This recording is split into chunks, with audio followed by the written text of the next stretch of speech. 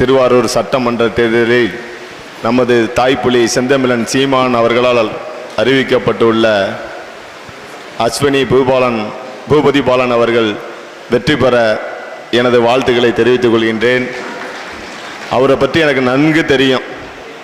ஏன்னா நாங்கள் எல்லா கூட்டத்துக்கும் வந்திருக்கோம். திருவாரூருக்கு வந்தோம்னா துண்டறிக்கை கொடுக்கறது என்ன, போராட்டத்துக்கு தயார்படுத்துறது என்ன, எல்லா வேலையும் பார்த்துக்கிட்டே இருப்பாங்க. இங்கே மட்டும் இல்லை, தமிழ்நாடு அளவில் எங்கெங்கே கூட்டம் நடக்குதோ அங்கே அஸ்வினியோட பங்களிப்பு அதிகமாக இருக்கும். அந்த உழைப்பை பார்த்து தான் அண்ணன் அஸ்வினியை வேட்பாளராக்கியிருக்காங்க.